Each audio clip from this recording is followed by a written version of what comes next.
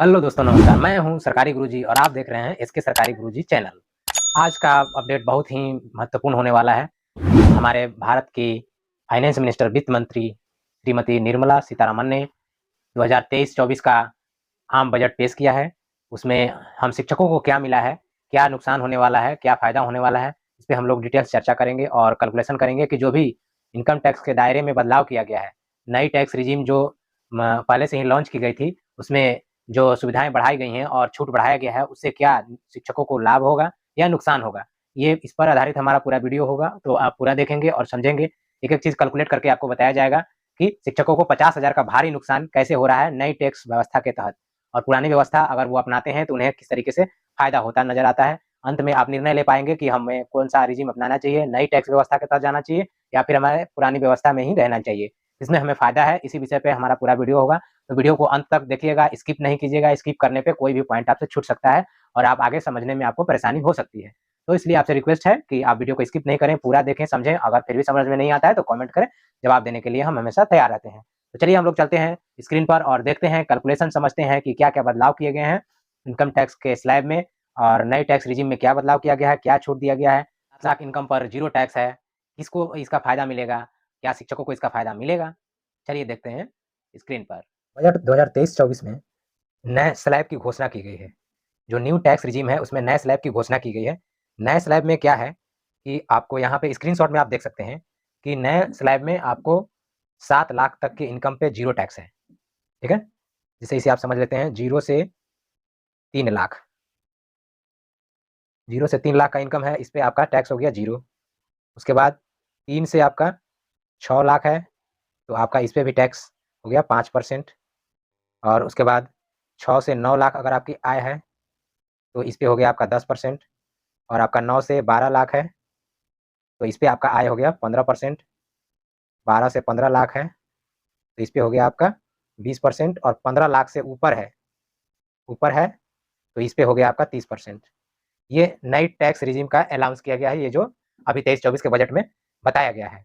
और यहाँ है कि 7 लाख तक आय होता है, तो ज़ीरो टैक्स है।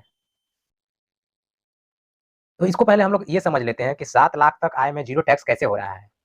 7 लाख तक आय में अगर ज़ीरो टैक्स है, तो फिर यहाँ ये क्यों लिखा हुआ है कि 0 से 3 लाख होगा तो 0 है और 3 से 6 लाख पे 5% जब टैक्स है, तो 7 लाख तक का 0 कैसे होगा? ये तो कन्फ्यूज़न वाली बात हो गई। तो इसे ही समझना है और सही तरीके से समझ के दिमाग में बैठाना है। और 6 से 9 लाख में 10% है, तो 7 लाख तक आय में 0 कैसे हुआ? तो इसको देख के समझते हैं। न्यू टैक्स रेज़ीम के तहत 0 से 3 लाख आपकी इनकम है। पहले एक एग्ज़ाम्पल ले लेते हैं। अब मान लीजिए कि आपकी आय जो है 7 लाख है, तो ये 0 कैसे होगा, इसका कैलकुलेशन समझिए। पहला जो स्लैब है 0 से 3 लाख वाला, इस पे 0 टैक्स है। तो 3 लाख 7 में से 3 लाख जो है हमारा, इस पे कोई टैक्स नहीं लगेगा, 0 हो गया। अब अगला स्लैब है 3 से 6 लाख पे 5% टैक्स है। तो 3 लाख तो हमारा 7 में से निकल चुका है, अब बच गया है 4 लाख। तो उस 4 लाख में से 3 लाख हमारा दूसरा स्लैब में आ जाएगा, 3 से 6 लाख वाला में आ जाएगा। तो 3 से 6 लाख वाला में 5% टैक्स है। तो 3 लाख का 5% निकालेंगे तो ये 15,000 रुपए हो गया। उसके बाद हम अगला स्लैब में आ जाएँगे, 6 से 9 लाख पे 10% टैक्स है। तो हमारा 3 लाख और 3 लाख, 6 लाख निकल चुका है, तो बचा कितना, 1 लाख था। 1 लाख जो अमाउंट है वो तीसरे स्लैब में 6 से 9 लाख वाला में आ जाएगा, इस पे 10% टैक्स लगेगा। तो 1 लाख का 10% निकालेंगे 10,000, ये हो गया 15,000 और 10,000, जो दोनों को ऐड कर दिए तो ये हो गया 25,000। ये हमारा 25,000 टैक्स बना। तो सेक्शन 87 ए के तहत रिबेट हमें मिल जाएगा न्यू टैक्स रेजिम के तहत, और ये 25,000 जो टैक्स है हमें नहीं देना है, ये जीरो हो जाएगा। यही न्यू टैक्स रेजिम में आपको बेनिफिट दिया गया है। अन्यथा अगर आपकी आय 7 लाख से, मान लीजिए कि 7 लाख 50,000 अगर आपकी हो जाती है, 50,000 अगर 7 लाख 1 रुपए भी आपकी आय हो जाती है, तो आपको जो है अब उनके लिए ये कैलकुलेशन काम करेगा, ठीक है? ये कैलकुलेशन सही तरीके से काम करेगा। 3 लाख हो जाएगा आपका 0%, ये 0 हो जाएगा। फिर 3 से 6 लाख का 15,000 हो जाएगा। और उसके बाद मान लीजिए कि 1 लाख 1 रुपए है, 1 लाख 1 रुपए है, तो इनका जो है टैक्स हो जाएगा 1 लाख 1 रुपए का 15%, लगभग 10,000 आएगा।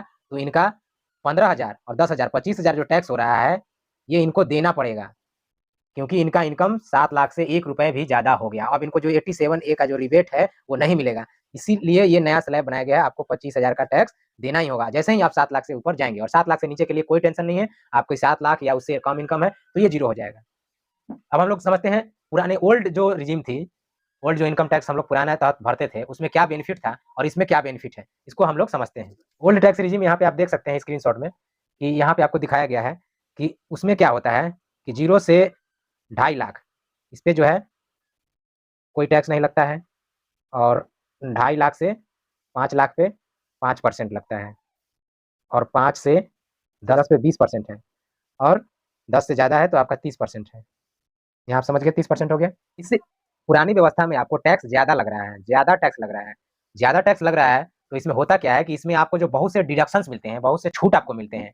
जैसे कि आपका 50,000 का स्टैंडर्ड डिडक्शन हो गया, जो सैलरीड क्लास है उनके लिए। उनके बाद हो जाता है 80C के तहत आपको 1.5 लाख रुपए का डिडक्शन मिलता है अगर आप इन्वेस्टमेंट करते हैं, तो उसमें मिल जाता है। 80D सेक्शन के तहत आपको हेल्थ इंश्योरेंस लेते हैं अपनी और अपनी फैमिली के लिए, माता-पिता के लिए, तो उसमें 25-25 करके 50,000 आपको रिबेट मिल जाता है। और 80CCD के तहत अगर किसी पेंशन योजना जैसे एनपीएस या अटल पेंशन योजना में अगर आप इन्वेस्ट करते हैं, तो उसमें भी लगभग 25,000 आपको रिबेट मिल जाता है। तो ये टोटल आपको रिबेट मिलता है, और इससे फ़ायदा क्या होता है कि आपको एक बचत की आदत भी पड़ती है, आप बचत डाल पाते हैं। और न्यू टैक्स रिजिम जो है, उसमें आपको बचत से कोई मतलब नहीं है, कोई मतलब ही नहीं होता है। तो बचत से कोई लेना देना नहीं है, आपको जो है इस केवल इनकम देखना है, और सिंपल भाषा में आपको इनकम टैक्स भर देना है। 7 लाख से नीचे है तो आपको कोई टैक्स नहीं देना है, 7 लाख से ऊपर होंगे तो वही जो न्यू टैक्स रिजिम है, 0 से 3 लाख पे 0, और 3 से 6 पे 5%, 6 से 9 पे 10%, यही आप पे लागू हो जाएगा, और उसी के अनुसार आप भरेंगे। तो हम लोग देखेंगे कि न्यू टैक्स रिजिम और ओल्ड टैक्स रिजिम दोनों में शिक्षकों को किसमें फायदा होने वाला है और किसमें नुकसान होने वाला है। क्या हमें नई टैक्स रिजिम अपनाना चाहिए? सरकार कह रही है कि सभी को फायदा है, तो क्या हमें फायदा है? हम अपने पहलुओं को अपने तौर से विचार करके देखेंगे कि हमें फायदा हो रहा है या नहीं हो रहा है, उसके हिसाब से हम अपना निर्णय लेंगे। देखिए इस टेबल में समझिए, एक तरफ शिक्षक का वेतन दिया हुआ है और एक तरफ उसकी कुल आय दी हुई है, 12 से गुना किया हुआ है। अगर 25,000 आपका आया है तो 3 लाख रुपए आपका सालाना आमदनी हुआ, 30,000 है तो 3,60,000 हुआ। इसी तरीके से आपका 80,000 अगर आया है, मंथली सैलरी है, तो आपको 9,60,000 आपका आय हो गया, टोटल वार्षिक आय। तो इसके हिसाब से हम लोग समझते हैं कि शिक्षकों का फायदा किधर होने वाला है। तो यहाँ ध्यान दीजिए, नियोजित शिक्षकों का लगभग जो शुरुआती दौर है, 25,000 अगर जिनका वेतन है वो 3 लाख में है, तो आप वो कोई भी टैक्स रिजिम अपनाएं, पुरानी अपनाएं या नहीं अपनाएं, उनको जो है फायदा ही फायदा है। किसी में कोई टैक्स आपको नहीं लगेगा। 30,000 में भी वही है, 35,000 में भी वही है, 40,000 में भी वही है। अब देखिए 45,000 जिनका है, उनका 5,40,000 आय हो जाता है। तो अगर पुरानी व्यवस्था के तहत आप जाते हैं तो 5 से ऊपर चले जाते हैं, यहाँ स्क्रीनशॉट में आप देख ही रहे हैं कि 5 लाख से ऊपर अगर जाइएगा तो आपको यहाँ टैक्स लगता है। 5 लाख तक 87A के तहत रिबेट मिलता था पुरानी में, तो 5 लाख से ऊपर जैसे ही आपको टैक्स लगेगा। तो 40,000 तक तो आपको सोचना नहीं है, 45,000 जैसे ही आप जाइएगा तो आपको टैक्स देना होगा, रिबेट आप पर काम नहीं करेगा। तो इसमें अब हम लोग देख लेते हैं कि किसमें इनका फायदा है, जो 40,000 से ऊपर वाले हैं। तो 40,000 से ऊपर वाले के लिए हो गया आपका, पुराना अगर लेते हैं तो 540 पे अगर आप इनकम टैक्स देते हैं, तो इसमें क्या होता है कि आप रिबेट ले सकते हैं।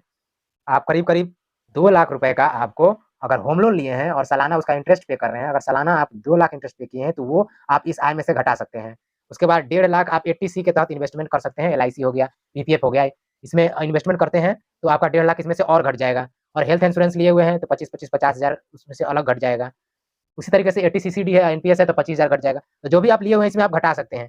तो पुरानी स्कीम का यही फायदा है कि आप रिबेट ले सकते हैं, डिडक्शंस ले सकते हैं, और डिडक्शन लेके मान लीजिए कि आपकी आय 5,40,000 है, और आपने मान लीजिए कि टोटल ये 4.5 लाख का हमारा डिडक्शन था, तो 4.5 लाख हमारे पास नहीं है, मान लीजिए कि हम 2 लाख लेते हैं, तो 2 लाख जैसे ही लेंगे तो हमारा इनकम घट जाएगा, तो 3,40,000 आ जाएगा। तो 3,40,000 हमारा नीचे चला गया तो हमारा कोई टैक्स नहीं लगेगा, और एक तरह से हमारा इन्वेस्टमेंट भी हो गया, हमारा भविष्य भी सुरक्षित हो गया। तो इसमें ये फायदा है। अब आगे हम देखते हैं 80,000 के लिए। 80,000 जिनकी सैलरी है उनका 960 हो रहा है। तो 960 में क्या है, अगला स्लैब जिनका 80,000 सैलरी है उसके लिए हम लोग समझ लेते हैं। 80, 81, 82,000 के आसपास जिनकी सैलरी है, मतलब टोटल इनकम उनका 9,75,000 है वार्षिक। उसमें कंपैरिजन करके हम लोग तुलना करके देख लेते हैं कि उन्हें किस रिजिम में फायदा हो रहा है। मान लीजिए कोई ऐसे शिक्षक हैं, जैसे रेगुलर बहुत से शिक्षक हैं जिनका 9,75,000 हो सकता है आय। तो उनका अगर आय है तो उस पर हम लोग एक एग्जाम्पल लेके कैलकुलेशन कर लेते हैं। 9,75,000 तो एक शिक्षक ने पुराना व्यवस्था अपनाया, एक ने नई व्यवस्था अपनाया। किसे देखते हैं फायदा होता है नुकसान होता है। यहाँ पे देखिए स्टैंडर्ड डिडक्शन जो है, पुराना में 50,000 मिलता है, अब नए वाले में भी आ गया है, पहले नहीं था अब आ गया है, तो 50,000 इसमें भी दोनों माइनस हो जाएगा। तो बच गया कितना, 9,25,000 बच गया। अब 9,25,000 बचा टोटल इनकम। उसमें से देखिए पुराना वाला में क्या होता है, 80C सेक्शन के तहत 1.5 लाख आप इन्वेस्टमेंट पे पा सकते हैं छूट।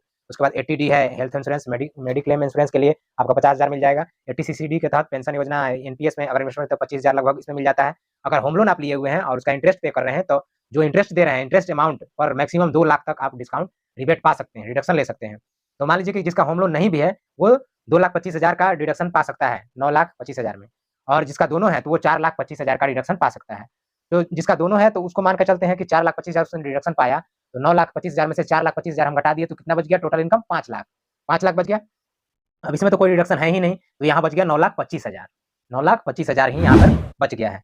तो यहाँ देखिए, यहाँ 5 लाख बचा है, इसमें पुरानी व्यवस्था में 5 लाख हमारा बचा है 4.5 लाख घटाने के बाद। तो 5 लाख का हिसाब से हमारा टैक्स हो जाएगा ढाई से 5 लाख वाला में 5%, तो 12,500 रुपए हमारा टैक्स बनता है, ठीक है।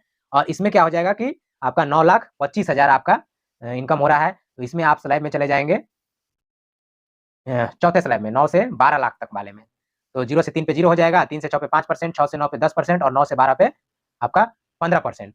तो 5, 10 और 15 तीनों को कैलकुलेट करेंगे तो टोटल हमारा टैक्स आएगा 48,750 रुपए आएगा इसमें, नए टैक्स रिजिम के तहत। इसमें आ गया। अब हम आगे देखते हैं कि हमारा ये पुराना स्कीम में 12,500 टैक्स देना पड़ रहा है और इसमें 48,750 देना पड़ रहा है। अब यहाँ देखिए 87A के तहत रिबेट जो है इसमें मिलेगा 12,500, क्योंकि हमारा टोटल इनकम 5 लाख तक ही है, तो 12,500 का हमारा रिबेट मिल जाएगा 87A के तहत। और चूंकि यहाँ 7 लाख से ज्यादा इनकम हो चुका है तो ये इस पे कोई रिबेट नहीं मिलेगा, जीरो मिलेगा। तो यहाँ देखिए टैक्स जो देना है हमें वो जीरो हो गया, चूंकि रिबेट मिल गया, इसमें रिबेट नहीं मिला तो टैक्स तो हमें पूरा देना है। अब जो दे टैक्स है उस पर आप जानते हैं कि एजुकेशन सेस लगता है 4%, तो ये जीरो है तो ये भी जीरो हो गया, और इस पर भी 4% तो 1950 हो गया। तो टैक्स लाइबिलिटी हमारा जो टैक्स दे होगा, टोटल टैक्स जो देना होगा, यहाँ हमारा जीरो हो गया और यहाँ हो गया 50,700। ये देख लीजिए साथियों कितना बड़ा नुकसान है न्यू टैक्स रिजिम को चयन करने में। तो अभी भी जिनकी सैलरी 80-81 हजार के आसपास है, वो सैलरीड है एम्प्लॉई, तो उनको जो है पुरानी टैक्स रिजिम ही अपनाना चाहिए। और इससे फायदा ये होता है कि आप बहुत तरीके के आप अपने भविष्य के लिए सेविंग कर पाते हैं और भविष्य आपका सुरक्षित हो पाता है। और न्यू टैक्स रिजिम में ऐसी कोई व्यवस्था नहीं है, आपके टोटल इनकम पे ही टैक्स लगा दिया जाता है। इसमें देख लीजिए हम लोग थोड़ा सा कंपैरिजन कर लेते हैं मोटा मोटी कि ओल्ड और न्यू में क्या फर्क पड़ता है। सबसे पहले तो आपका ओल्ड जो टैक्स रिजिम है वो आपको सेविंग को मदद देता है, सेविंग को बढ़ावा देता है। टैक्स बचाने के डर से सभी टैक्स बचाने के डर से सभी लोग जो है इन्वेस्टमेंट करते हैं, हेल्थ इंश्योरेंस लेते हैं, टर्म इंश्योरेंस लेते हैं। तो इससे क्या होता है कि आपका भविष्य भी सुरक्षित होता है और आप टैक्स भी बचाते हैं, टैक्स लायबिलिटी भी कम कर लेते हैं और आप अपना भविष्य भी सुरक्षित कर लेते हैं, तो जो एक आम इंसान के लिए हर तरीके से सही माना जाता है। लेकिन जो न्यू टैक्स रिजिम है इसमें आपको कोई टैक्स सेविंग इन्वेस्टमेंट का कोई भी ऑप्शन नहीं है, आप जो भी कमाते हैं उसमें पूरे को पूरे टैक्स लगता है। तो ये जो है हमारे भविष्य के लिए सही नहीं है और ये बचत को प्रोत्साहित करता है। ओल्ड स्कीम जो है बचत डालने की आदत को प्रोत्साहित करता है और ये जो है न्यू स्कीम जो है खर्चा को प्रोत्साहित करता है। तो खर्चा को इसलिए अभी सरकार प्रोत्साहित कर रही है कि अभी कोविड के कारण जो है अर्थव्यवस्था पटरी पे नहीं आ पाई है, तो लोग अगर खर्च करेंगे तो पैसा अगर अर्थव्यवस्था में जाएगा, साइकिल में घूमेगा, तो सभी का रोजगार का अवसर बढ़ेगा, कंपनियों को अपना माल सेल करने में सुविधा होगी। तो इसलिए पैसे को खर्च करने पे सरकार जोर दे रही है, लेकिन हमें अपने भविष्य की ओर सोचना है, हमें अपने भविष्य के बारे में सोचना है। तो हम खर्च और बचत दोनों पे ध्यान देंगे कि हमें कितना खर्च करना है और कितना बचत करना है, क्योंकि भविष्य में हमें बचत के ही पैसे से लाभ होने वाला है। खर्च कर देने से तो टोटल हमारा खर्च हो जाएगा। इसमें आप अगर बचत करें या ना करें, इससे कोई मतलब नहीं है। आपको कुल 7 लाख की आय पे टैक्स नहीं होगा। 7 लाख से जैसे ही आप ऊपर बढ़िएगा तो आपको टैक्स देना होगा। जबकि ओल्ड रिजीम के तहत बहुत से आपको डिडक्शन मिल जाते हैं। 50,000 का स्टैंडर्ड डिडक्शन अब तो दोनों में हो गया है, न्यू और पुराना दोनों में हो गया है। तो और एटीसी का 1.5 लाख है। देखिए 1.5 लाख का डिडक्शन कम नहीं होता है। साल में 1.5 लाख अगर आप इन्वेस्टमेंट कर ले रहे हैं तो भविष्य में साल दर साल समझ लीजिए कि वो कितना हो जाएगा। तो इसके हिसाब से हम लोग देखते हैं और टैक्स बचाते हैं और सेविंग भी करते हैं। तो एक तरह से हम बहुत फायदेमंद होता है ओल्ड टैक्स रिजिम। तो साथियों ये था हमारा आज का अपडेट। तो अभी भी आप हमारे शिक्षक बंधुओं के लिए जो है ओल्ड टैक्स रिजिम ही बहुत बेहतर है और न्यू के तरफ नहीं जाना है, बिल्कुल भी उसे नहीं देखना है। न्यू टैक्स रिजिम पे वही जाएंगे जिनकी सैलरी 80,000 से अधिक है, 90,000, 1 लाख जिनकी सैलरी है, वही न्यू टैक्स रिजिम को अपनाएंगे। और हम सभी शिक्षक बंधु जो है अभी पुरानी स्कीम में ही कंटिन्यू करेंगे। न्यू टैक्स रिजिम की तरफ अगर हम जाते हैं तो हमारा भारी नुकसान हो जाएगा। इसीलिए मैंने थंबनेल में आपको लगाया था कि आपको भारी नुकसान होने वाला है अगर आप सरकार के गाइडलाइन के अनुसार अगर आप फॉलो करते हैं। सरकार चाह रही है कि आप न्यू टैक्स रिजिम को अपनाएं, लेकिन हमें अपना फायदा देखना है, देखेंगे। और हम लोग सभी शिक्षक बंधु जो है अभी फिलहाल ओल्ड टैक्स रिजिम पे ही कंटिन्यू करेंगे और इसमें हमारा बेनिफिट है। इसी के डर से, इसी के चलते हमारा जो है सेविंग भी हो रहा है, हमारा लाइफ भी सुरक्षित है, हेल्थ इंश्योरेंस ले रहे हैं, टर्म इंश्योरेंस ले रहे हैं, तो हमारा भविष्य भी तो सुरक्षित है। तो दोनों काम हो गया, हमारा टैक्स भी बच गया, भविष्य भी सुरक्षित हो गया। तो हम एक तीर से दो शिकार करेंगे।